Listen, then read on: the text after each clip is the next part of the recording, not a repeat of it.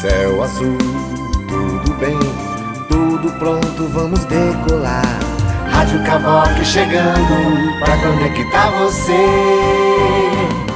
24 horas do teu lado, milhões de megabytes de pura emoção. um show de cultura, lazer e informação. Cavoque. Senhoras e senhores, um grande abraço para todos vocês. O nosso muito obrigado por sua audiência aqui na Rádio Web Cavoque. A gente está começando ao vivo o nosso Hora do Rush. Hoje nós não temos a presença do nosso amigo titular dessa cadeira, o Renato Pitanga. Lembra do Renato Pitanga e tal? Agora eu não vou poder fazer mais isso, porque ele fez a cirurgia, graças a Deus, nos dois olhos, né? Nos dois olhos dele. Está se recuperando em casa, deve estar antenado na gente. Ô Pitanga, um grande abraço para você, meu caro amigo, muita felicidade. Esse lugar aqui é teu, hein? Então tu vem logo, trata logo de vir para cá o mais rapidamente que você puder. Para dividir aqui essa entrevista que nós teremos com o nosso convidado especial de hoje.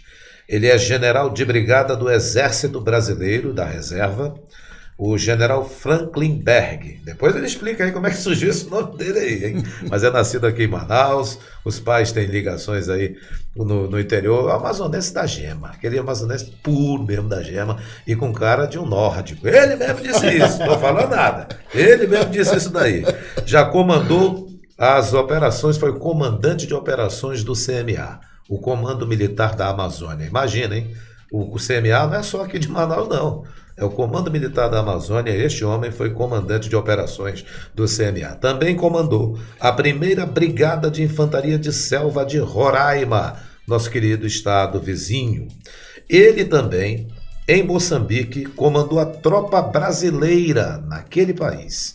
Você olha aqui a situação da nossa América do Sul, entende que há problemas, agora transfere 10 vezes para lá, para Moçambique. E naquela época que ele esteve lá, a gente vai conversar um pouquinho mais. Também foi oficial de ligação do Exército Brasileiro nos Estados Unidos. E aqui ainda foi assessor parlamentar do Exército por 3 anos no Congresso. E você fala, ué, tem isso? Tem coisa que a gente não sabe. Esse homem foi por 3 anos e atualmente ele é pré-candidato a deputado estadual pela União Brasil. Pré-candidato. A gente vai querer saber dele porque que ele, mesmo estando na reserva, disse assim, rapaz, eu não vou ficar sossegado não. Vendo tanta coisa que está acontecendo no nosso país, eu vou meter a cara também aí, porque aqui tem história, né? Não é conversa, papo furado, não. Tem história e muita história. E para dividir conosco todas essas entrevistas, essas conversas, esse bate-papo, que é assim que o titular do programa gosta de dizer, os co-apresentadores. Milton Cordeiro Júnior. Como vai, Milton Cordeiro Júnior? Meu querido Patrick, boa tarde, boa noite, bom dia, porque ninguém sabe quando as pessoas vão assistir, né, o programa. Como é uma rádio web, a pessoa tem todo o horário, né, disponível para eles, né? Muito boa tarde, general, um prazer tê-lo aqui. É isso aí. E o nosso convidado, que hoje a gente falava sobre algumas coisas e ele já viu assim, viu tudo. Pô, que negócio, senta aí, ele agora tá como apresentador também.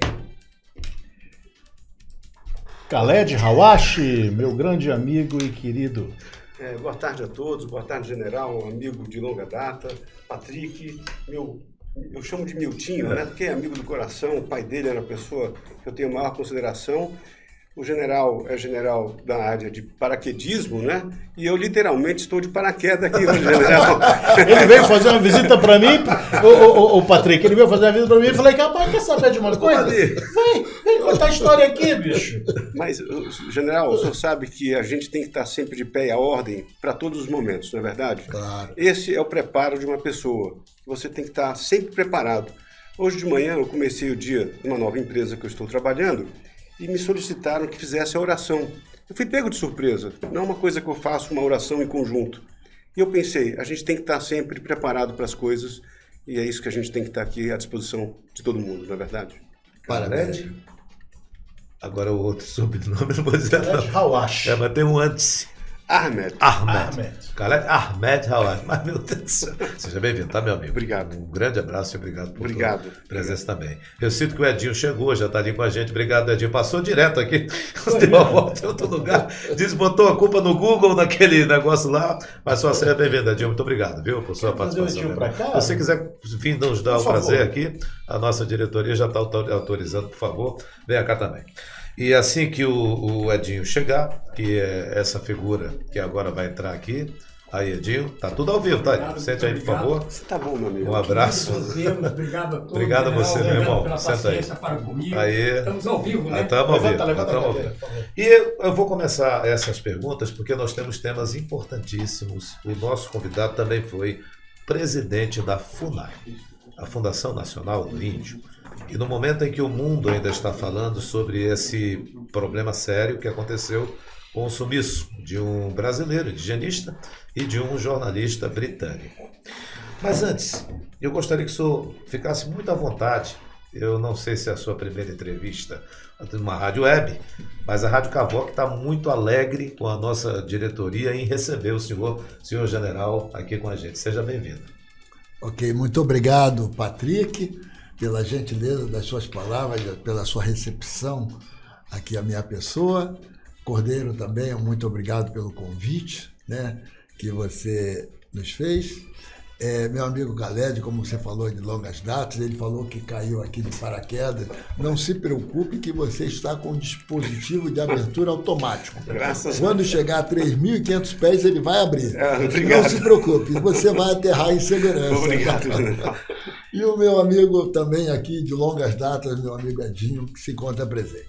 É um prazer eu estar aqui com vocês, com nossos ouvintes, para que a gente possa bater um papo sobre alguns assuntos, alguns temas importantes, né? Particularmente sobre o que, infelizmente, né, está acontecendo, ocorreu recentemente lá no Vale do Javari, tá bom? Então, naquilo que eu puder participar da conversa com vocês, será um maior prazer, tá bom? Bom, eu já começo por esse tema, senhor general, porque além de o senhor ter presidido a FUNAI, o senhor também comandou o Centro de Operações do CNA. Então, o senhor deve ter uma expertise enorme por esta região. Como é que o senhor define o Vale do Javari? É perigoso mesmo? Eu, particularmente, eu iniciei, vamos chamar, como chefe do Centro de Operações do Comando Militar da Amazônia, o meu conhecimento lá, o Vale do Javari, né? Por quê? O Vale do Javari, ele possui naquela região existe o Rio Javari, que faz limite do Brasil com o Peru. Nós temos o Exército Brasileiro dispõe de 2 pelotões especiais de fronteira, respectivamente o pelotão de Palmeira do Javari e Estirão do Equador, em que estão localizados estrategicamente naquela área. É um vazio demográfico enorme, aquela região, né? E nós também fazemos fronteira com os 2 maiores produtores mundiais de produtores de cocaína. E isso é uma preocupação muito grande para todos os órgãos de segurança pública do Estado brasileiro, né? E nós participamos de algumas operações na região, né, com esse objetivo de inibir, né, esses ilícitos transfronteiriços, tá? Então, fruto desse conhecimento, eu já tive algumas oportunidades realizando operações na região, né? Não só como chefe do Centro de Operações, mas eu também, em outra oportunidade, eu fui assistente do comandante militar da Amazônia, e o assistente acompanha o comandante militar da Amazônia em todas as suas missões aqui na região. E com isso você também começa a tomar conhecimento, visitar em loco os locais onde acontecem esses eventos, vamos chamar assim, né? E com isso, vamos chamar assim, eu conheci aquela região fronteiriça. Posteriormente, quando eu assumi a presidência da FUNAI,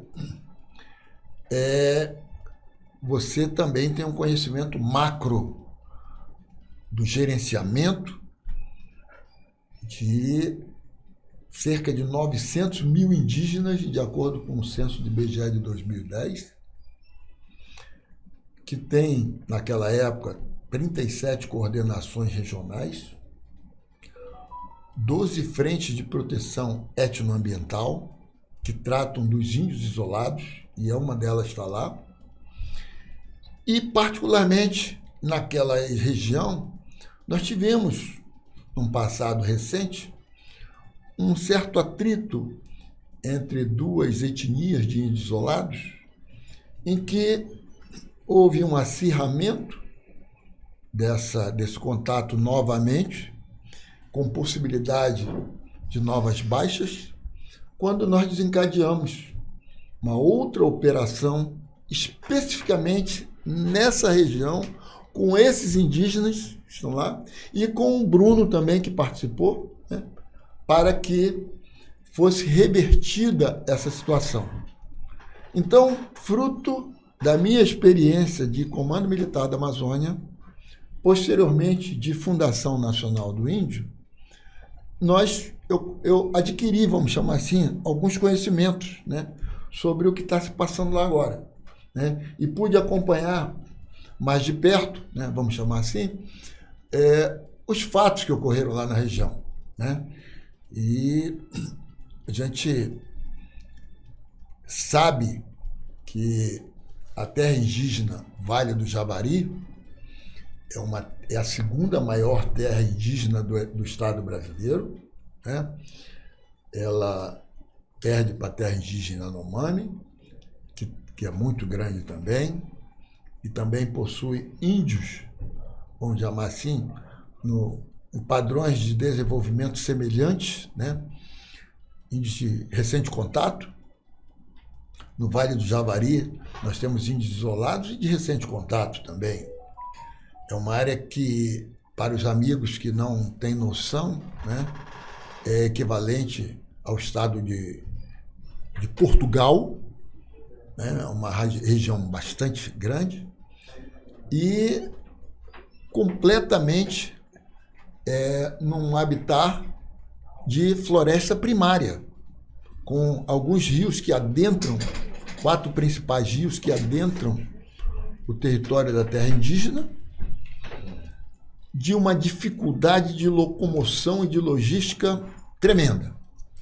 Então, esse é o ambiente do Vale do Javari, próximo à fronteira do Brasil com o Peru, que, inclusive, os órgãos no nível federal, estadual e até municipal têm tremenda dificuldade de trafegar na esfera de suas atribuições naquela região. Por que, general? Em razão da logística, porque você, para chegar no Vale do Javari, primeiro, você precisa fazer um deslocamento, vamos supor, daqui de Manaus, não vou falar nem de Brasília. Você precisa pegar um voo para Tabatinga.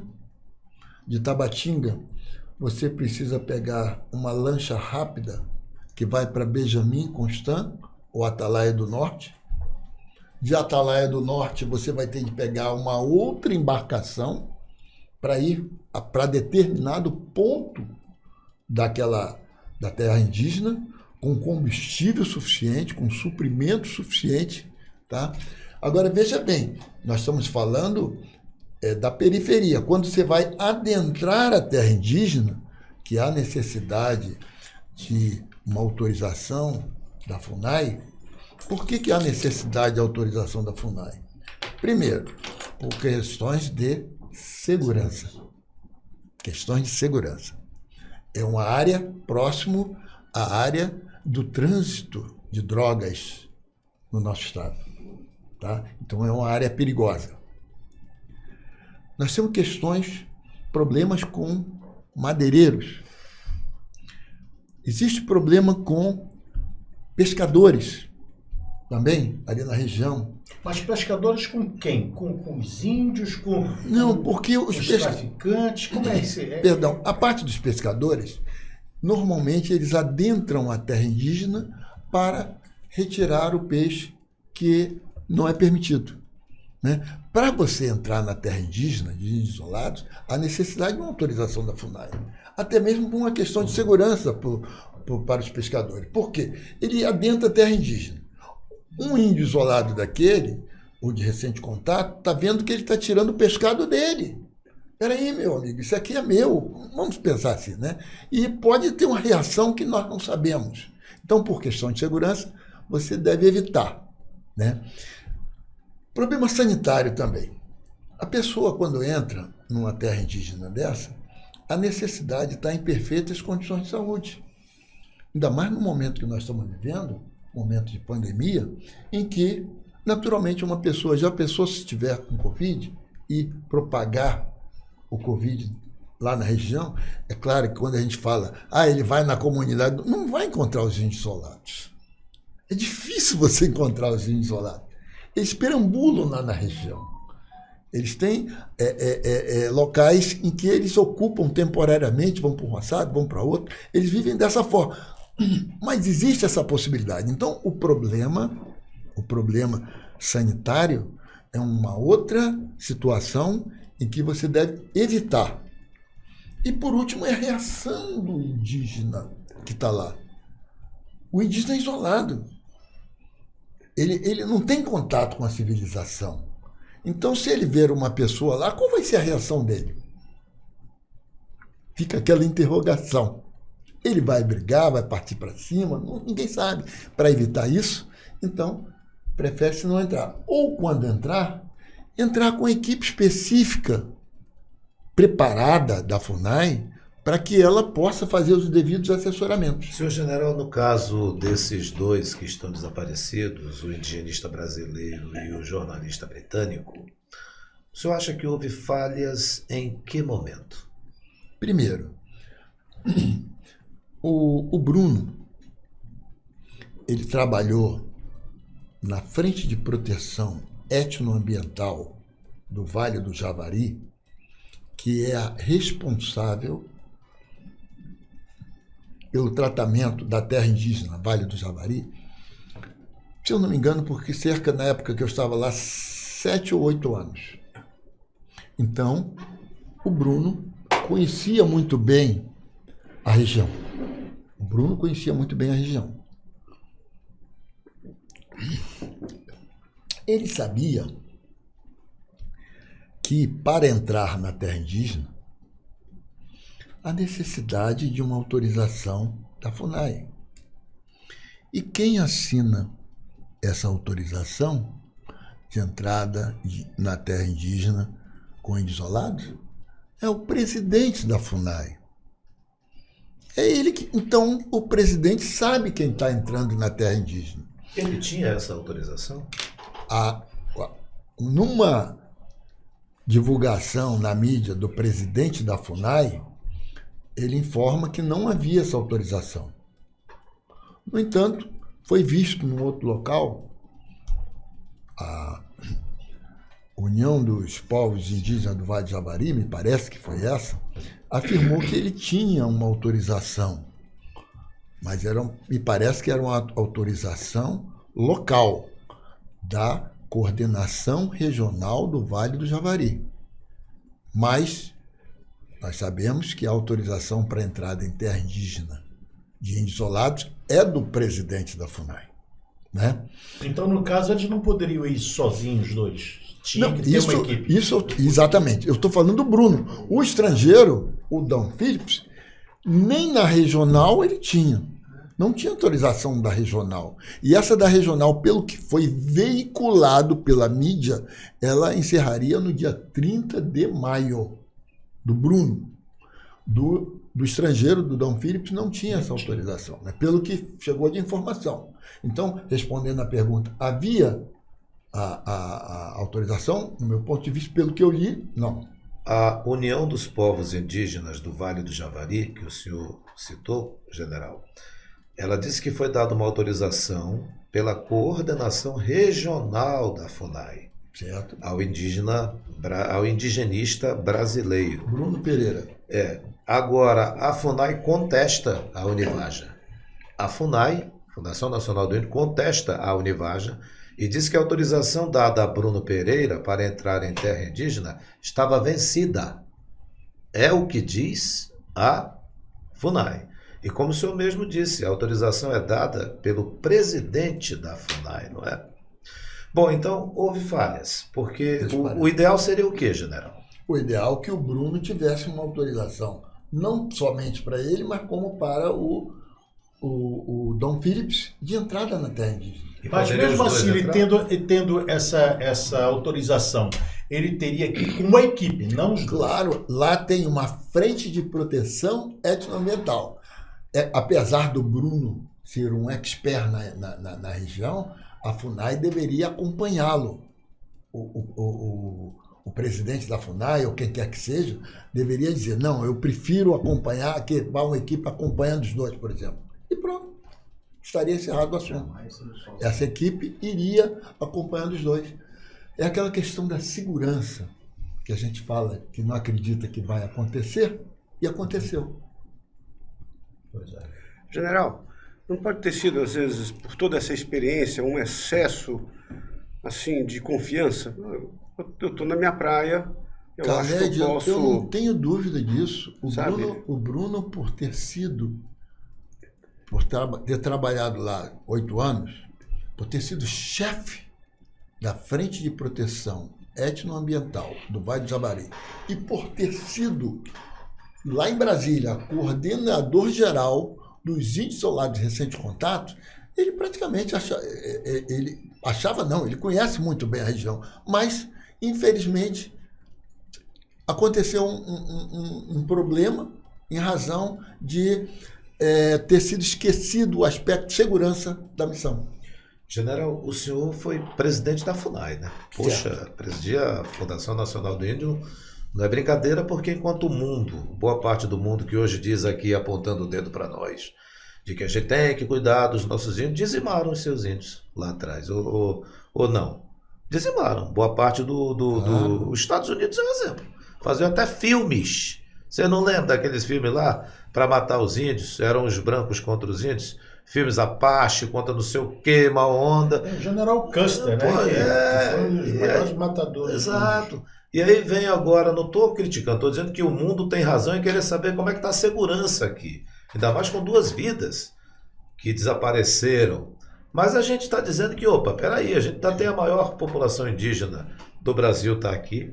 Tem municípios que são prefeitos indígenas também aqui. E essa região, general, é uma região que não é brincadeira, não é fácil, né? Eu não estou dizendo só do governo federal, estou falando também do governo estadual. Por que é difícil a presença do Estado ali naquela região, como em outras também? Geralmente o governo estadual bota a culpa na área de fronteira, que é responsabilidade federal. Mas não dá para fazer nada. Como é que o senhor observa isso? Ah, claro. É muito boa a sua colocação. Muito boa a sua colocação.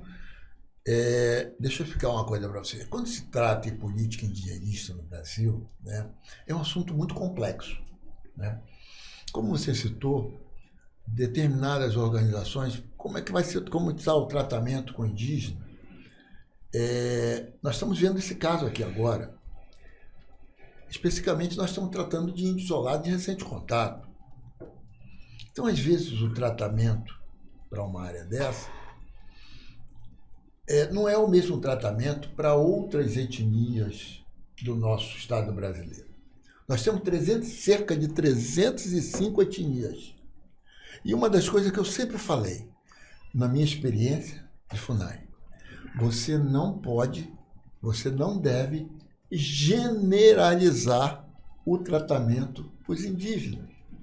Nós temos indígenas que não conhecem o homem branco, ou já viram o homem branco 1, 2 vezes. Nós temos indígenas que estão cursando faculdade, são doutores. Então, quando você fala, não vamos manter os índios isolados, que índios? Que etnias? Então, você tem que ter esse conhecimento para que você possa falar sobre esse assunto, né? Preferencialmente,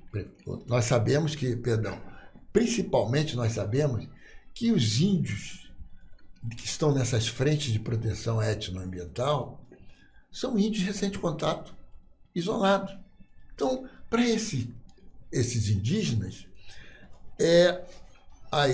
vamos falar assim, as benéficas que a lei impõe, implementa, a própria FUNAI tem dificuldade de implementá-las, né? Então, como é que você vai dar um cartão, um Bolsa Família para um indígena que está lá numa situação dessa? Então, não pode, não existe essa possibilidade, né?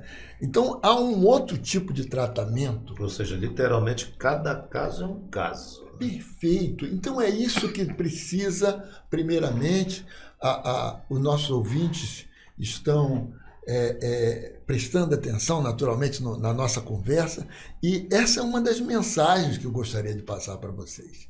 Quando se fala em política indigenista no nosso Estado brasileiro, nós não podemos generalizar o tratamento de 305 etnias que nós temos no nosso Estado. Uma coisa, general, desculpa estar te Vontade. É o seguinte, na sua opinião, como o senhor foi presidente da FUNAI, me diga uma coisa. Existem os índios isolados e existem os índios que já têm contato com os homens brancos. Muito. Me diga uma coisa, na sua opinião, esses índios querem continuar isolados ou querem trabalhar, querem produzir a sua terra? Me diga, como o senhor está falando, assim, que cada etnia é uma coisa. Me diga... Tem alguns que querem trabalhar, outros querem ficar isolados? Me diga, mais ou menos, o que o senhor pode... Também, muitos querem trabalhar. Muitos indígenas no Estado brasileiro querem. Mas veja bem, não os índios isolados. Porque os índios isolados é uma outra situação. Primeiro que eles não têm contato. Certo. Você vai perguntar, entre aspas, se você pudesse conversar com ele, ele ia perguntar para você o que é trabalho? O que é luz? O que é dinheiro? Me desculpe, general, eles não têm a numeração numérica. Não existe. O 2, o 3 não existe para mim. Eles não conversam. Não Tem conversam. no idioma deles, Sim. né? No idioma deles ele até tem isso aí. Isso né? não é um desrespeito, é a cultura deles. Claro. Perfeitamente. Você entendeu a situação, Cordeiro? Agora vamos trazer para o lado das tribos, das comunidades que estão já num outro patamar, num outro nível de conhecimento. Essas pessoas, essas comunidades, muitas dessas comunidades querem um determinado avanço em determinada área. Depois eu vou contar uma situação aí. Mas vem outras pessoas que atuam diretamente nessas comunidades, que são organizações não governamentais, e querem responder por esses índios. E dizem mesmo assim, não, por favor, não mexa com esses indígenas.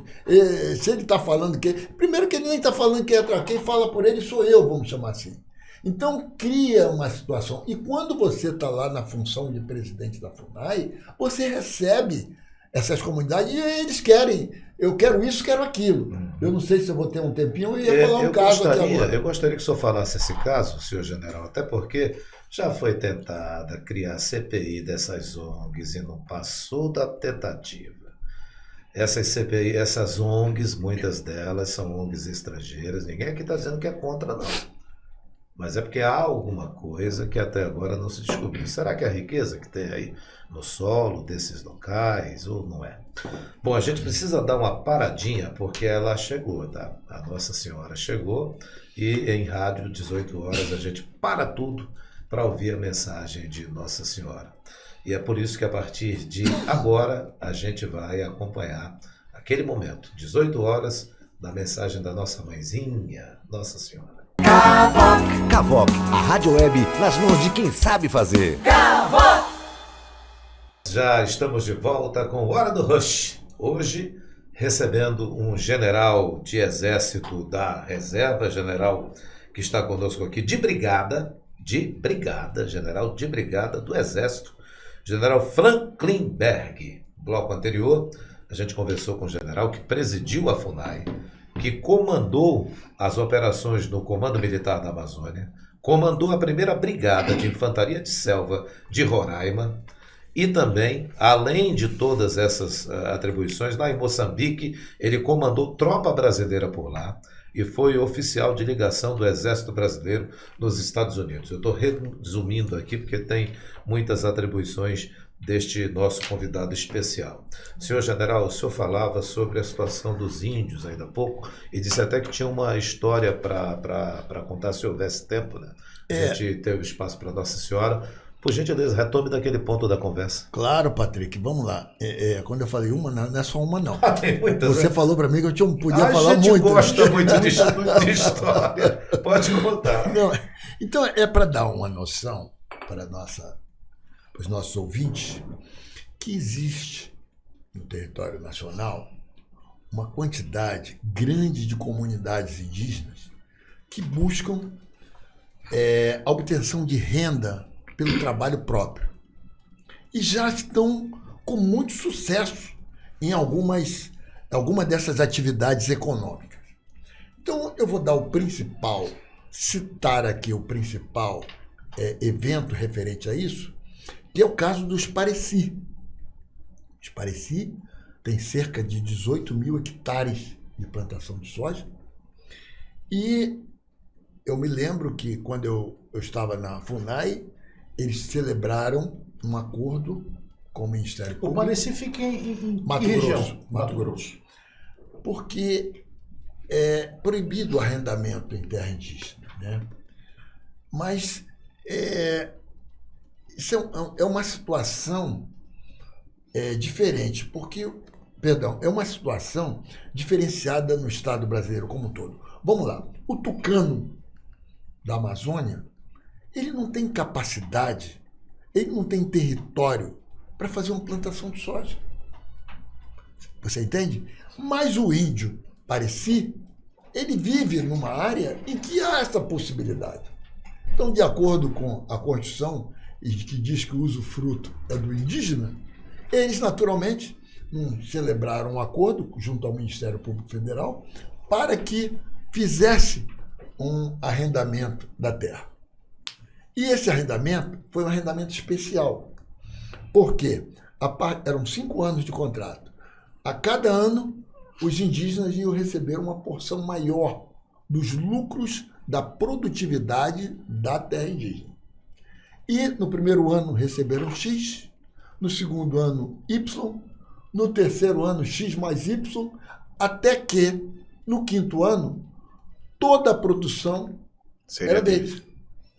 Com isso, com esses recursos auferidos mediante trabalho, eles compraram máquinas, implementos, reformaram suas escolas, compraram viaturas, ou seja, eles ficaram independentes da FUNAI. E continuaram, índios? E continuam, muito bem colocado, continuaram. Mas tem um detalhe. Quando chegou no 4º ano, eles me procuraram e me perguntaram: presidente, está expirando o nosso prazo. Ano que vem vai encerrar. E aí, o que nós vamos fazer?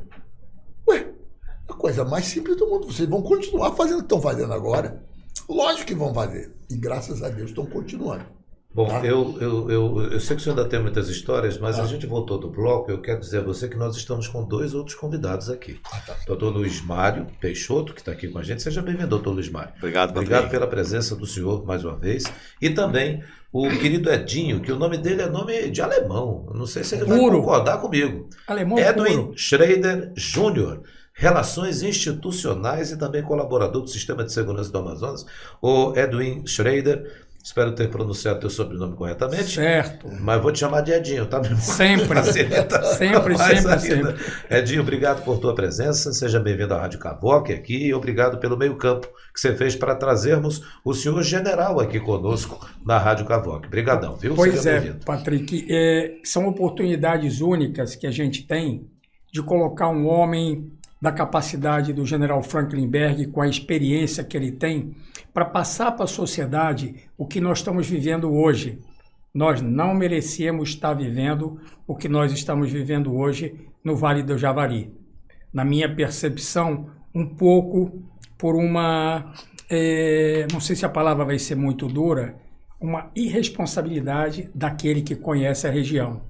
Eu conheço todos os pelotões especiais de fronteira que nós temos aqui no Amazonas, vivido com o Exército Brasileiro. E toda vez que tinha uma missão para o Vale do Javari, eu declinava o convite. Por quê? Porque realmente a região do Vale do Javari, como o general Franklin Berg colocou, não é, doutor Luiz Mário, região para amadores. Você tem que estar preparado para navegar naquelas águas, porque o enfrentamento lá é uma surpresa. Você tem, do lado do Peru, na ponta da Colômbia, você tem os narcotraficantes, né, general? Você tem os madeireiros ilegais, que muitas vezes é imputado a brasileiros e não são brasileiros, mas estão navegando na área. O contrabando de peixe, que o general, com toda a experiência dele, colocou, que é uma agressão ao indígena da região, quando você tem uma pesca predatória naquela região, que é para exportação e sai por outros países e não pelo Brasil. Isso o Pitanga comentou aqui em outros programas, não é verdade? Exatamente. Que saem Boeings lotados de Exato. pescado para os Estados Unidos. Só que uma autoridade maior fica um pouco constrangida de falar de um assunto desse, porque a repercussão, né, doutor Luiz Mário, o senhor que é piloto sabe como funciona a dinâmica na nossa região. O que a gente não pode, Brasil, é sofrer por uma irresponsabilidade daquele que sabe que andar naquela região não era uma coisa para amadores. Você não pode ir desprotegido, né, general? Aí, Você general, teria Não, mas que- sem licença, né? eu entro na É situação que o Edinho. Edinho está falando, porque o senhor falava de algumas situações que são importantes. O senhor, inclusive, estava enumerando aí, quando eu até interrompi o senhor por conta de citar os dois novos convidados, e lhe peço até desculpa, senhor general. Mas há invasão de estrangeiros, né, na nossa Amazônia, inclusive pescadores. Foi isso que foi levantado também pelo Edinho. E como fazer? Não tem homem suficiente? É difícil a região? Como é que é? Destrinchar tudo isso. Não, claro, vamos por partes. Primeiro que você falou colocou uma afirmação muito forte, a invasão de estrangeiros. Veja Não, eu bem. digo por conta dos pescadores, que nem sempre são brasileiros. tudo São de bem. outros Tá. países Sim. que vêm pescar o nosso pescado. Vamos lá. Então, no limite, que me corrijam os nossos amigos de Marinha, no limite do Brasil com o Peru, tem o Vale do Javari, né? E existe acordo Brasil e Peru, e também Brasil e Colômbia, sobre a navegabilidade naqueles rios. Então, um navio, uma embarcação, um barco peruano que está navegando no Vale do Javari, ele tem amparo legal para estar fazendo aquilo aí. Existem os acordos É internacionais. acordo entre o Brasil. Entre o Brasil, o Peru, e Brasil e Colômbia. Existe esse acordo. Agora, a fiscalização de acompanhar o que aquela embarcação está fazendo durante todo o seu trajeto, não existe É essa uma outra possibilidade. É outra história, outro departamento, tá bom? Então, General, me perdoe quanto- interrompê-lo, só para Claro. a gente poder esclarecer a situação geográfica da nossa fronteira. Nós temos um rio que divide o Brasil dos países irmãos, Colômbia. Esse rio, como é que funciona essa pesca? A metade do rio é brasileiro, a metade do rio é peruano, é colombiano, ou o rio é um rio internacional? vamos lá. Vamos Primeiro, ver se a gente... vamos por parte. Eu não tenho essa expertise para dizer De pra marinha, você né? essa situação. Mas uma coisa é certa. O rio Javari, determinado trecho, por exemplo, ele tem 100 metros. Você vai estar lá com equipamento para aferir se aquela embarcação peruana está com 90, 40, 30. Sim, É é difícil difícil, acontecer é difícil. isso aí, tá certo? Sim. O que existe é esse acordo de navegabilidade por qualquer dos países. Então, quanto isso aí, nós não temos dúvida a respeito disso aí, tá bom? Certo. Então, essa é a situação de dificuldade desse controle, né? Sobre a parte de outros estrangeiros no território brasileiro, que nós sabemos que existe isso aí, eu não vou dizer uma invasão, mas a participação, está aí um exemplo o senhor Dom Patrick, estava lá numa Dom missão. Phillips. Perdão, desculpa. O Dom Phillips estava lá numa missão. Embora estava autorizado ou não, mas estava lá. Era um estrangeiro.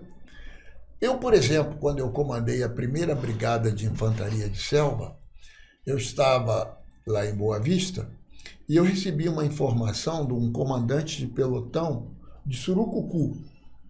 Ele mandou via rádio, falou: general, olha só, nós encontramos aqui um francês que está na terra indígena Yanomami. Perdão, tudo bem, vocês encontraram francês, quem cuida de estrangeiro, Polícia Federal. Entramos em contato com a Polícia Federal, cadê o passaporte dele? Verifica se está com visto. Aí não estava com visto. Então, convida ele para no próximo avião vir aqui conversar conosco.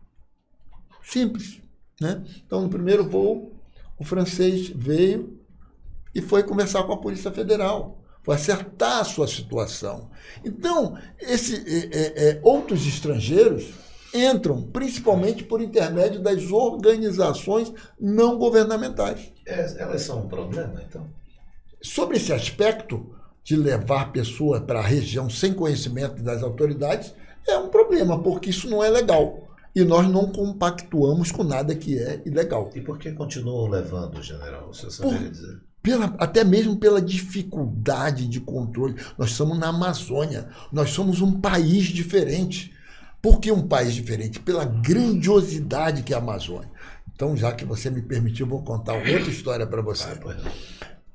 Tem um determinado ponto da fronteira, lá de Roraima, em que nós, realizando uma operação, nós pedimos ao CIVAM o controle de aeronaves que entram e saem do Brasil em determinada região.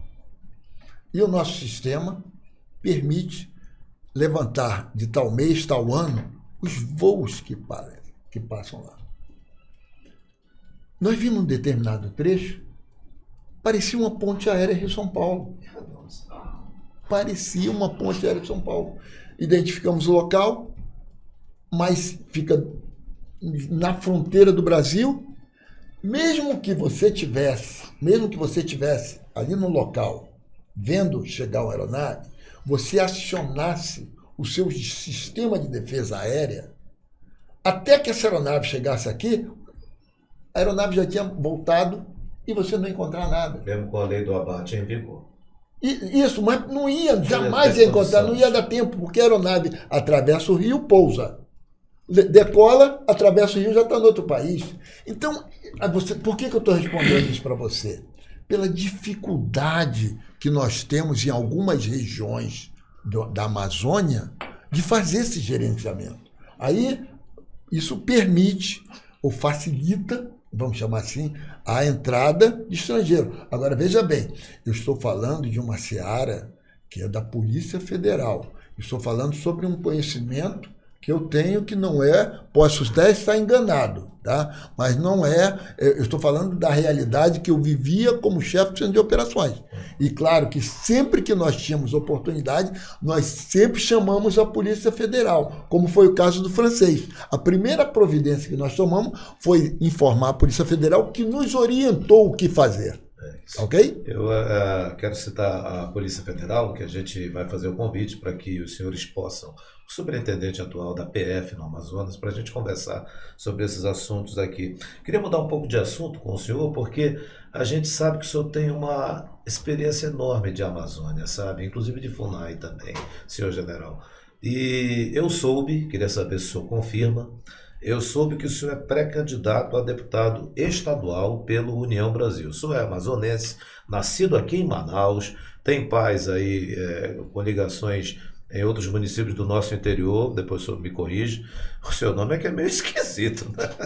Me desculpe aí. O nome do senhor é estranho, esquisito, sei lá. De onde é que surgiu o seu nome, hein? O General de Brigada do Exército e da Reserva, Franklin Berg. Quem é que deu esse nome para o senhor aí? E se o senhor confirma que é pré-candidato a deputado estadual? Não. Vamos começar pelo nome, né? Vamos começar pelo nome. O meu pai é de Tefé, né? A minha mãe é de Codajás, mas segundo ela me falou, na época não tinha como registrar em Codajás, ela registrou em Coari, né? E eu tive a oportunidade, quando era criança, visitar lá o Camará em Codajás. E vieram para Manaus, né? Nós somos 8 irmãos, né? E um sacrifício muito grande para os meus pais. Meu pai era sargento do Exército Brasileiro, né? E minha mãe ajudava meu pai naquilo que podia. E o meu irmão mais velho, ele tem o nome de Franklin, né? Meu pai, na época da guerra, ele gostava muito do nome do presidente dos Estados Unidos, Franklin Delano Roosevelt, né? E assimilou esse nome, guardou, colocou no meu irmão mais velho. Depois veio o segundo irmão, que hoje é coronel da Polícia Militar daqui do estado do Amazonas, aposentado também na reserva, que o nome dele é Frandenberg. Ele pegou esse Berg de um navio no Rodway, que ele viu Berg, bonito esse nome, né? E colocou Frandenberg, né? Você veja que a criatividade do meu pai era fora, mas não parou aí a criatividade do meu pai, meu querido pai. E depois, quando eu nasci, ele falou o seguinte: poxa, como eu gosto do nome do Franklin, do meu primeiro filho, e o Berg do segundo, o terceiro, vamos fazer um mix, vai ser Franklin Berg. E está aqui, esse que vos falo. Mas eu, quando falei isso, em determinada ocasião, quando minha mãe ainda estava viva, né?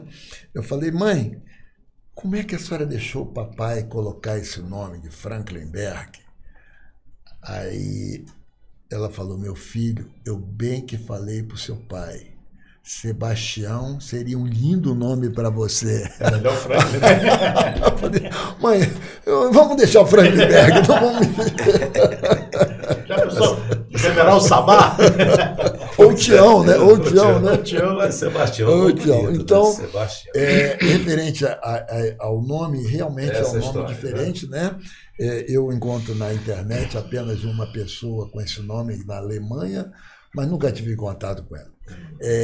Então, essa é a primeira parte da resposta, né? A segunda, quando você me perguntou se realmente eu sou pré-candidato, eu digo que sim. Eu digo que sim. Eu coloquei o meu nome à disposição do partido União Brasil, porque eu vejo que tanta coisa acontece no nosso estado brasileiro, particularmente no nosso estado do Amazonas, e a gente, com essa experiência que vai colhendo ao longo da nossa vida profissional, a gente sente que a gente tem potencial para ajudar. A gente sente que tem um potencial para colaborar, né? E eu, por exemplo, trabalhei no Congresso Nacional como assessor parlamentar do Exército Brasileiro. E lá você tem conhecimento do processo legislativo, não só da Câmara dos Deputados, como do Senado Federal, para você poder exercer sua atividade, né, junto ao Exército Brasileiro. E, ao longo dos anos, as coisas vão acontecendo. Quando eu passei para a reserva, eu fui convidado pelo comandante CMA para ser assessor parlamentar e assessor de relações institucionais.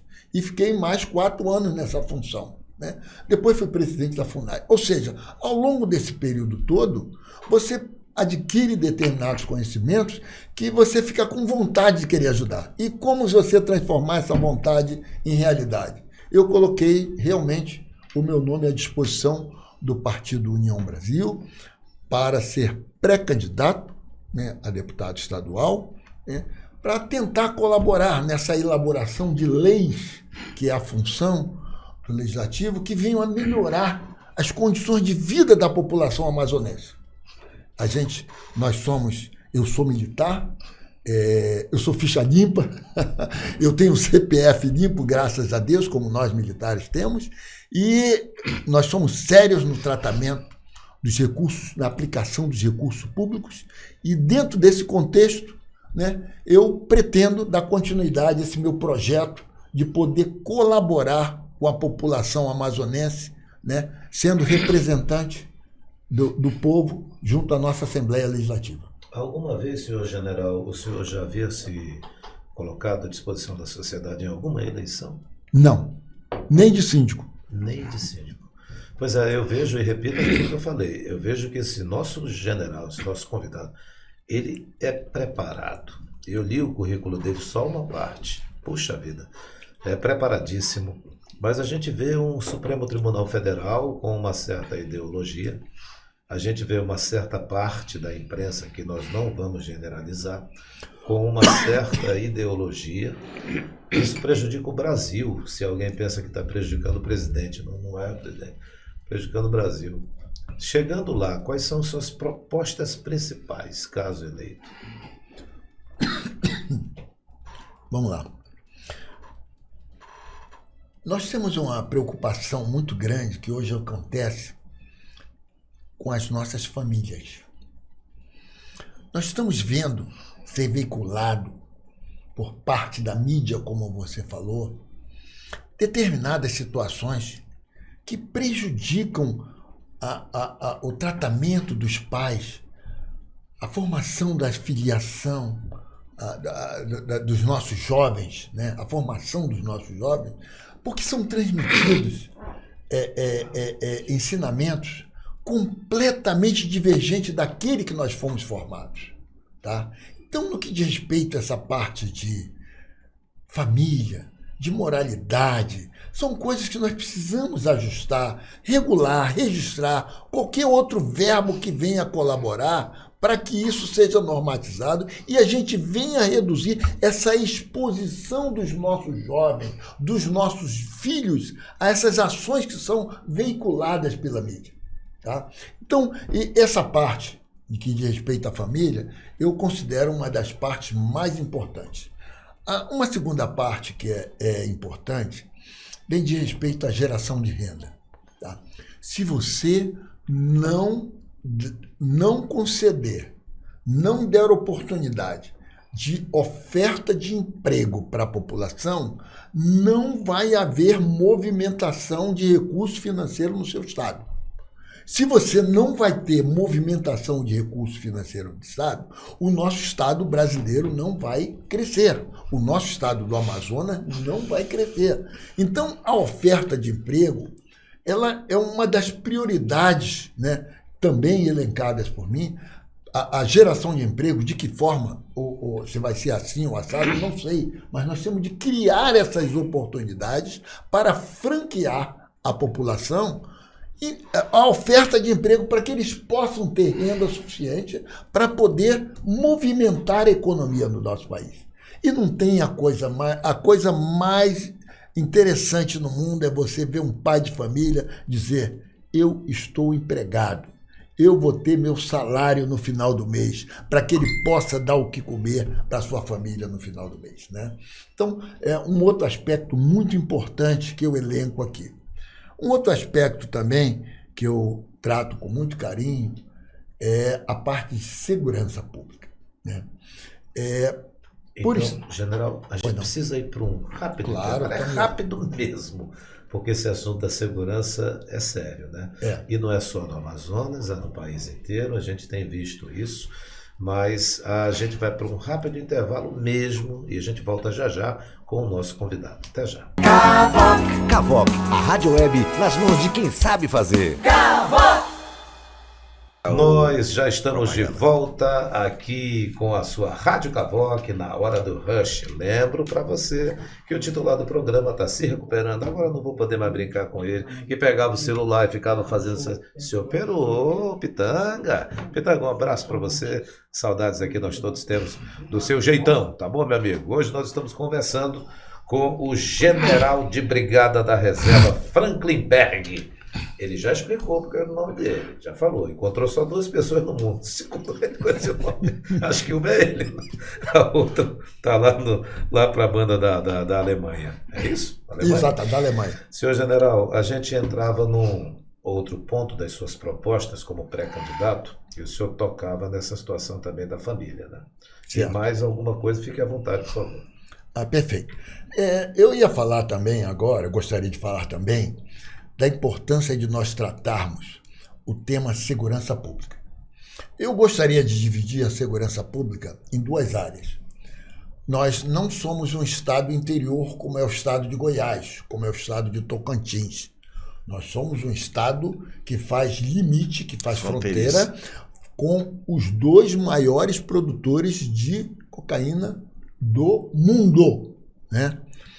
E nós, aqui do estado do Amazonas, particularmente de Manaus, sofrimos com as consequências disso, tá? A nossa segurança pública no estado, ela é diretamente afetada em razão da passagem dessa droga por aqui ou até mesmo a utilização dessa droga por aqui.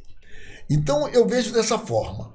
Em razão da Lei Complementar 136 de 2010, foi criada uma instituição, entre aspas, em que nós chamamos de operações interagência. Nessas operações interagência, nós temos a participação das Forças Armadas, dos órgãos de segurança pública e de agências afins. Ou seja, nós temos a Marinha, nós temos o Exército, nós temos a Força Aérea apoiando as ações, nós temos a Polícia Federal, Polícia Rodoviária Federal, nós temos a Polícia Militar, Polícia Civil, Corpo de Bombeiro, Defesa Civil, Polícia Civil. Nós temos inúmeras... as agências mais importantes que têm trabalhado com conosco. O IBAMA, o ICMBio, tá? A Agência Nacional de Petróleo também trabalha conosco. Todas essas agências interagem e nós temos temporariamente, durante a execução de uma operação inteligência, um efeito muito positivo. Ou seja, porque há uma integração de órgãos. Por que eu falo integração de órgãos necessária para a coibição desses ilícitos na faixa de fronteira? Eu não estou falando na capital. Eu estou falando na faixa de fronteira, primeiro porque uma operação interagência ela não pode ser realizada dentro da cidade, a não ser que numa situação de garantia da lei e da ordem amparada pela Constituição Federal. Tá? Então, vamos lá. Nessa operação interagência, que ela é temporária, né, os ilícitos, realmente eles congelam, são inibidos naquela oportunidade. Por quê? Porque a Polícia Federal está fazendo o seu papel, o Exército está proporcionando apoio logístico, a Marinha está fazendo a navegação interior também fiscalizando, a Polícia Rodoviária está fazendo blitz em determinados locais, ou seja, há um conjunto de órgãos que estão operando sobre o mesmo objetivo. Aí, quando termina essa operação interagência, dissolve-se o processo e as coisas voltam a acontecer. Por quê? Porque o Estado brasileiro não está ainda convenientemente preparado para atuar naquele setor com precisão, né? Com precisão não, com efetividade. Esse é o nome, é o mais correto, com efetividade. O que eu quero dizer com isso? Que você vai em Tabatinga, você tem uma quantidade que não é adequada de policiais federais. Isso que eu ia falar. Você não tem no IBAMA, mesma coisa. Aí o que acontece? Eu já tive caso em que nós conversando com o pessoal do IBAMA em determinada área do território da Amazônia, ele falou: general, como é que eu vou lá, eu e o meu outro parceiro aqui da área, numa viatura, numa área lá da fazenda tal, quando eu sou recebido lá com 10 pessoas dentro da fazenda, todo armado de fuzil. Como é que eu vou autuar aquela pessoa lá? Então, a gente entende a situação. Nesse caso, quando nós reunimos numa operação interagência, quando nós reunimos os órgãos numa operação interagência, nós vamos lá sim. Claro que nós vamos lá. Nós vamos lá com helicóptero, com viatura, com o que quer que seja, né? O que for necessário, nós vamos lá. E ele se sente seguro quando ele vai com uma companhia desse, com uma força dessa. Então, com isso, nós precisamos fortalecer as instituições de segurança pública. Quando eu falo isso, eu estou falando até agora de faixa de fronteira, né? Faixa de fronteira. Da mesma forma, vamos pular da faixa de fronteira, vamos trazer para a cidade. É na cidade que ocorrem as consequências da entrada de droga. Porque, na realidade, a droga que vem ou por Tabatinga ou que vem pelo Rio Negro, São Gabriel, ela vai ficar só em Manaus? Não, não vai ficar só em Manaus. Ela vai para o Nordeste vai para a Europa, ela vai de Manaus para o sul do Brasil. Ou seja, nós estamos numa rota de distribuição de droga. Como é que você vai combater isso aí? Com inteligência. Você tem que fortalecer seus órgãos de inteligência. Você tem que fortalecer os seus órgãos de segurança pública voltados para essa atividade.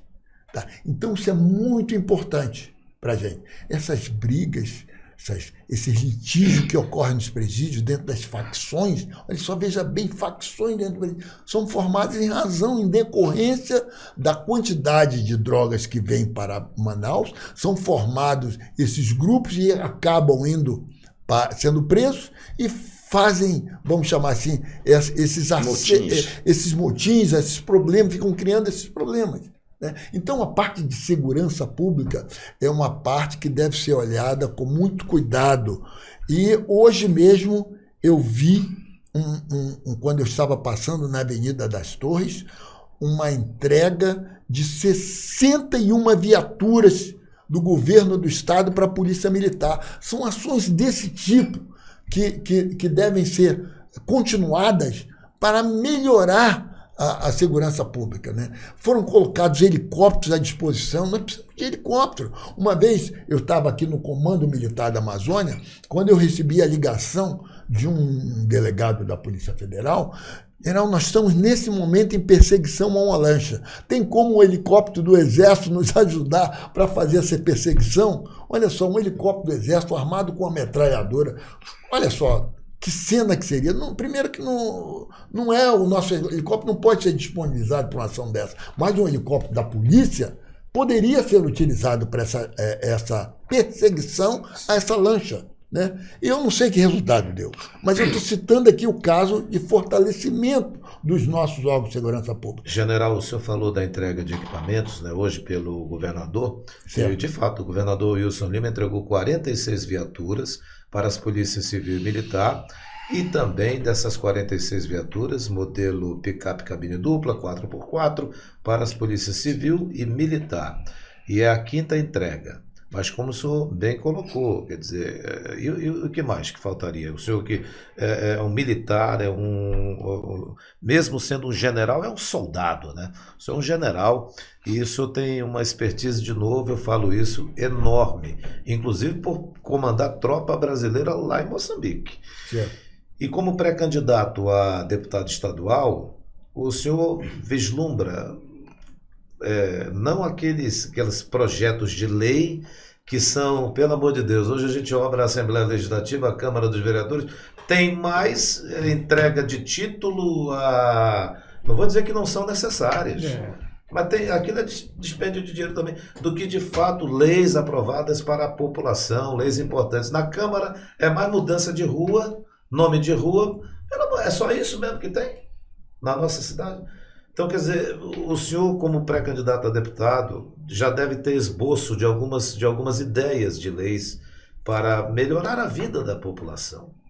Perfeito. Quais o senhor pode citar? Claro, sim. Antes de citar, como você citou bem aí, hoje o governo entregou a quinta edição de equipamentos, para a segurança pública. É a quinta entrega. Exatamente. Isso significa que já ocorreram outras 4. Tá? Então é nesse sentido que se tem de caminhar. E uma outra coisa que eu gostaria de deixar bem claro aqui. Existe a necessidade de fortalecimento da inteligência. Você precisa fortalecer a inteligência dos órgãos de segurança pública, porque é a inteligência que permite que você vá fazer suas operações. Não adianta você ter uma inteligência razoável, mediana, porque você vai ter resultados medianos. Você vai ter resultados medianos. Agora, quando você reforça a sua inteligência, com certeza, você vai ter resultados mais efetivos. Tá General. Bom? Esse aí, pode. Desculpa interromper o senhor. Veio aqui um prefeito de Benjamin Constant e falou o seguinte: Benjamin Constant tem mais ou menos quantos habitantes, Patrick? 40 mil? Não sei. Por aí. É município de? Benjamin Constant. Vamos já verificar com certeza. Então verifique aí, por favor, para não falar besteira aqui. Ele falou o seguinte: porra, Miltinho, a gente pede muito pro governador para que mande efetivo. Sabe quantos policiais eles têm na cidade? Ele vai dizer o número de habitantes. Somente 22 da Polícia Militar. Segundo o último censo do IBGE, em 2010, tinham 33.411 pessoas. Em 2021, também censo 44.873. 44 para 20. 45 mil. Policiais. 45 mil. Pois é. Para 20 policiais. 22 policiais da Polícia Militar. Isso é um absurdo. Cordeiro, Eles pedem e não. Aí eu pergunto para o senhor: tem como fazer com que a legislação mude um pouco, para que aumente muito mais esse efetivo? Porque isso aí tá. Então vamos lá. Fundição, tem que ter verba. Quando a gente fala em pouca gente, vamos chamar assim, nos estados, nas cidades ou municípios, né, mais afastados, isso não é só uma realidade no nível estadual. Tá? Eu vou dar como exemplo a dificuldade que você tem para fazer um concurso para atrair servidores. Você realiza o concurso, tem uma quantidade de servidores aprovados e é claro que há um critério para deslocamento de servidores, né? Acomodação de servidores. E quando você coloca o servidor lá em Tabatinga, em Atalaia do Norte, o servidor diz mesmo assim: olha, eu declino da minha aprovação e desisto da minha aprovação. Não vou para lá. Eu peço desistência. Aí você chama o próximo. O próximo não, eu também. Ou então vai lá, passa um mês e eu não quero mais. Não era bem isso que eu queria. Então você tem essa dificuldade de colocação de servidor no nível federal nesses posicionamentos. E isso ocorre, pelo menos no caso da FUNAI, né? Pode ser que ocorra no caso do IBAMA, da Polícia Federal também. Tá? Então, é uma dificuldade. O estado do Amazonas, né, existe um determinado efetivo. Nós temos 61 municípios, não é isso? Temos 61 municípios. 62 com a capital. Com a capital. 61 com a capital. Para fazer essa distribuição. E há efetivo suficiente para mobiliar todos os 61 municípios? Né? Então, é uma dificuldade. Quando eu falo fortalecimento dos nossos órgãos de segurança pública, está incluso aí o aumento de efetivo das nossas polícias militares. Porque aí vai permitir que o governo tenha maior efetividade na sua atuação na segurança pública da sociedade amazonense. Tá certo? Então, sobre esse aspecto, eu vejo isso aí, faço essa consideração. Ao Cordeiro, que fez a pergunta sobre algumas ideias, né, sobre a pré-candidatura a deputado estadual. O senhor já tem algo de esboço, pelo menos? Pelo menos a gente pensa sobre a necessidade de nós ampliarmos as nossas escolas militares. Eu já tive diversos exemplos, dito por oficiais da Polícia Militar, em que foram criadas escolas em áreas carentes, né? Essas escolas sofreram transformações. Aliás, escolas existentes em comunidades carentes foram transformadas em escolas militares, né? E o que aconteceu? Houve uma demanda grande por parte dos pais. Não, eu quero que o meu filho estude aqui. Qual é o pai que não quer que seu filho estude numa boa escola? Né? Então, com isso, há um prejuízo, entre aspas, para a Polícia Militar, entre aspas, sim, mas você pode, dentro desse fortalecimento, não só da Polícia Militar, você pode transformar parte desse pessoal para a educação. Você pode mover esse pessoal para a educação. Mas claro que a Polícia Militar sabe fazer isso muito bem, sabe como fazer isso. Tá? E fazer de forma integrada. Tem o Corpo de Bombeiro também que pode ajudar e outras pessoas que podem ser contratadas também para fazer isso aí.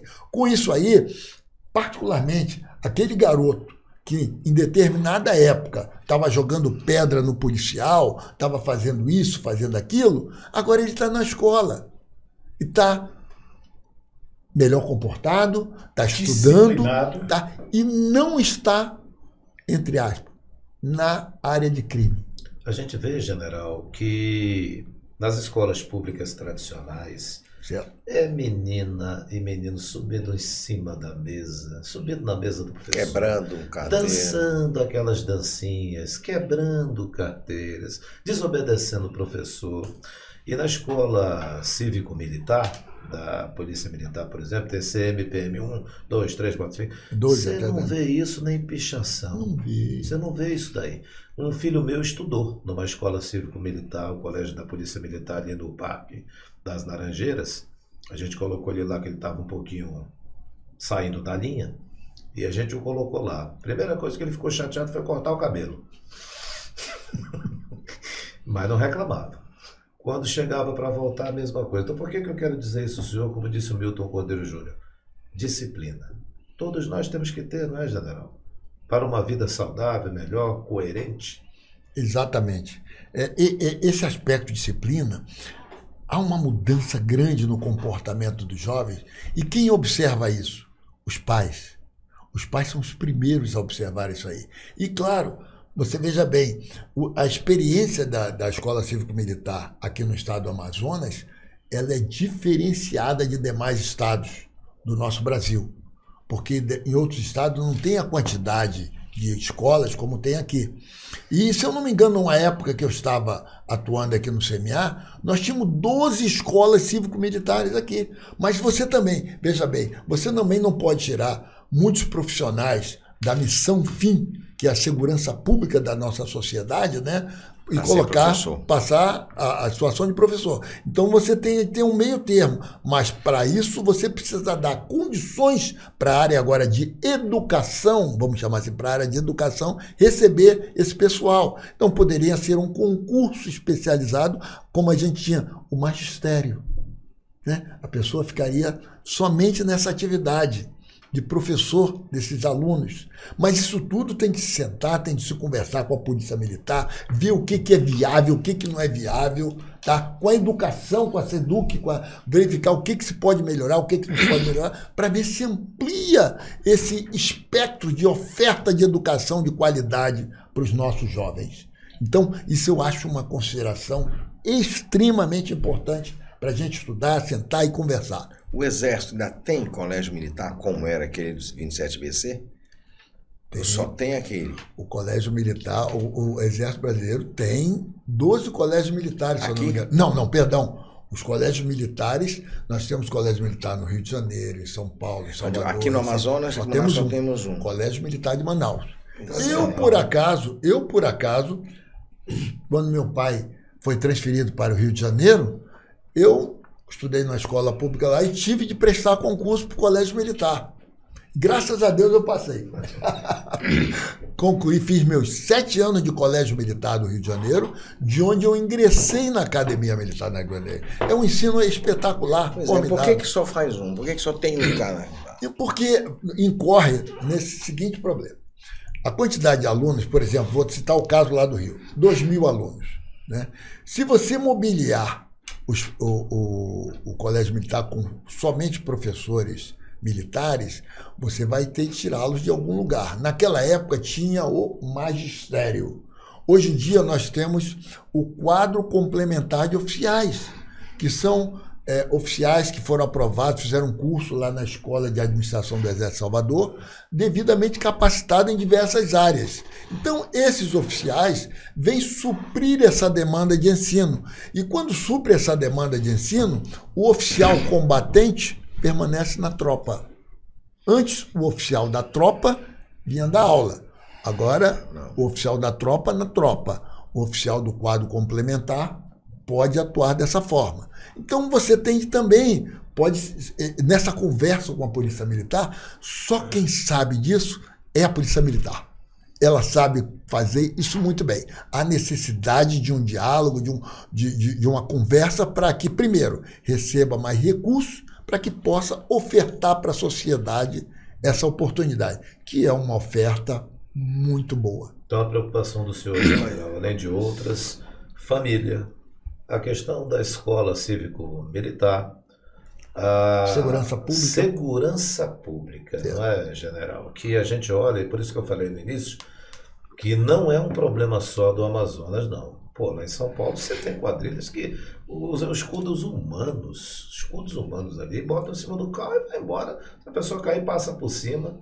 Mas tem também uma investigação que acaba prendendo um, depois outro, chega a todos eles. Hoje já esquecemos daquela ação dos falsos policiais federais em um aeroporto lá em São Paulo que levaram ouro de lá com carros semelhantes aos da Polícia Federal. A gente lembra também disso. Ou seja, o crime vai se armando de situações cada vez mais audaciosas e a segurança pública parece que não acompanha isso. É isso ou não é bem assim, general? A criatividade da criminalidade não tem limite. Você citou o caso do aeroporto, em que uma quadrilha, né, vestida como policiais federais, fez aquela ação.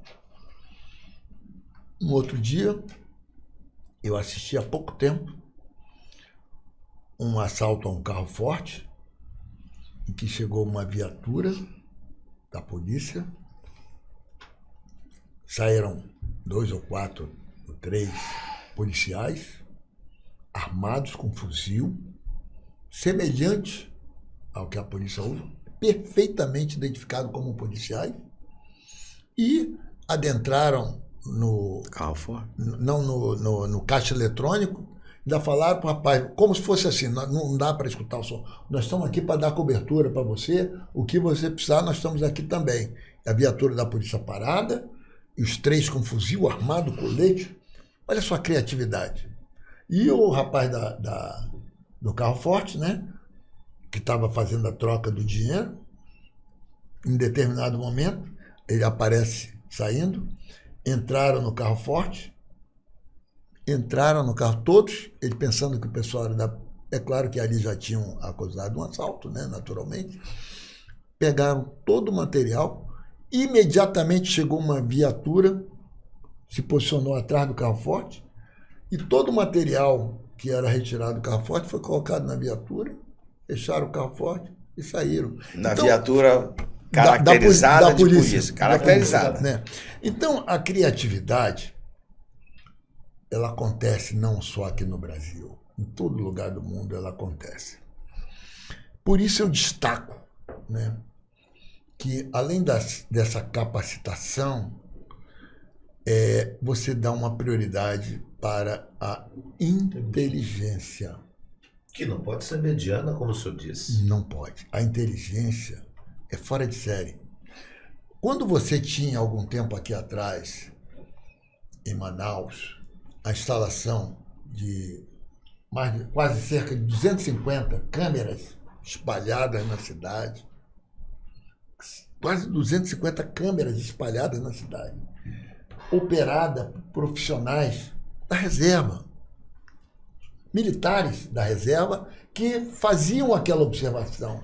Ou seja, aquilo ali é uma atividade de inteligência. Ele está identificando, olha, aquele cara ali está com cara, vai fazer assalto na rua. Ele está identificando ele ali daquele equipamento, ele comunicava a viatura ou o órgão de operações que dava ordem para tal viatura, ia lá e identificava aquela pessoa. Um exemplo que eu estou dando. Então, isso é uma forma de inteligência, né, que você tem de dotar. Agora, vai custar caro botar câmeras na cidade, ou revitalizar esse sistema, ou aperfeiçoar esse sistema, ou contratar mais policiais da reserva, que são militares experientes.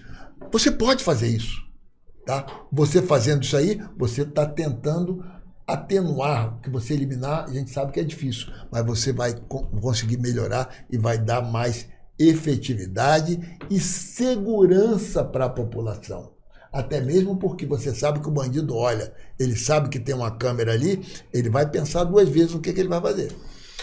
General Frankenberg, a gente tem 4 minutos antes de encerrar o programa. Os nossos convidados, eles têm perguntas também a fazer para o senhor. Eu já pergunto ao senhor se o senhor teria disponibilidade de uma próxima entrevista aqui na Cavoc. Claro, a gente será um debater prazer. outros assuntos também. Olha só, diante dessa água gelada, desse cafezinho que eu fui brindado E aqui. a gente quer até agradecer a Thalita, que tá ali, que então todos os convidados ela vem, com essa educação que ela tem e traz pra gente. eu volto com o maior prazer para a gente conversar, porque como você falou, a gente chega a uma certa idade que a gente tem muita história para contar, né? E são histórias em proveito, vamos chamar assim, da nossa sociedade, são experiências que a gente fala que não deveriam ocorrer novamente, né? Então, eu fico muito à vontade, às vezes estar conversando com você sobre esses casos, né? E claro que a gente tem muitos outros aí numa próxima oportunidade para a gente conversar. Eu agradeço muito essa participação de vocês, dizer desse meu interesse em colocar meu nome à disposição do Partido União para que a gente possa colaborar caso passe da situação de pré-candidato para candidato, poder colaborar, né, em caso de uma eleição com a nossa sociedade. Eu acredito, pelo que nós conversamos aqui, com essa experiência que a gente tem, com essa seriedade que a gente tem no trato da coisa pública, de poder ajudar. Os recursos que nós temos são recursos públicos, são recursos da população e que devem ser revertidos para a população. Então, eu acho que os nossos projetos devem todos ser voltados nesse sentido, tá? E não em termos de interesse próprio. Tá? Eu agradeço essa oportunidade e vou ficar aguardando o seu convite. Já em breve, não tenha dúvida disso, já em breve. Obrigado, Milton Cordeiro, por gentileza, suas considerações. Eu agradeço a presença do general Frankenberg e do Edinho. General, pouco nós fizemos a pergunta porque exatamente nós só ouvimos mesmo a sua experiência e mostrou que o senhor realmente está preparado para essa função que o senhor está se candidatando. Porque geralmente a gente faz muita pergunta, na verdade nós ficamos, eu e o meu sócio, o Ismário, ficamos calados ouvindo mesmo o que o senhor tem para dizer. Foi uma aula, né? Falado realmente, o que o senhor falou foi realmente a verdade. É isso aí. Muito obrigado, agradeço a sua presença. Doutor Luiz Mário. General, uma grata satisfação ter o senhor aqui conosco hoje. A Rádio Cavoc está à sua disposição.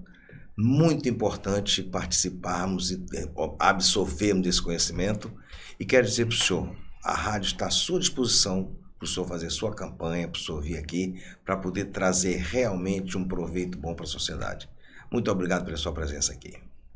E Edwin Schroeder Jr. Edinho, obrigado pela sua participação. O que eu tenho... É Schroeder ou Schroeder? Schroeder. Schroeder. Obrigado, viu? O que eu tenho para compartilhar com vocês aqui, que vocês colocaram à disposição do general, é que eu acho que, de acordo com a agenda do general, o conteúdo que o general tem para oferecer para a sociedade com relação à segurança pública é muito grande. A gente não teve oportunidade de falar, doutor Luiz Mário, de que foi o general Frankenberg que montou toda a transição da segurança pública do governo do Amazonino para o governo do Wilson Lima. Mas nós vamos falar, né? Pois é, mas por isso que eu lhe pergunto se dentro da agenda do general a gente não conseguiria fazer pelo menos uma vez por semana aí, se o general concordar, Aqui os diretores.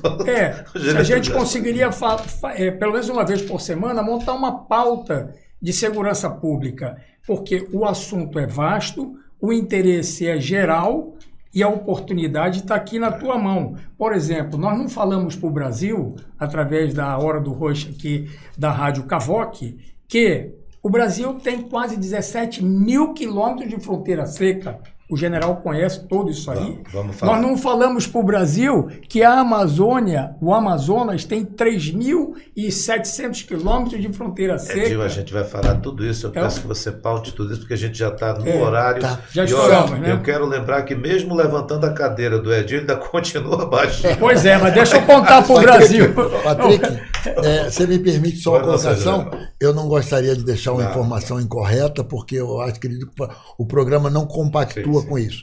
Hoje, nós estamos no governo do Estado com cerca de 500 câmeras, em que houve uma redução de 90% do roubo de carro.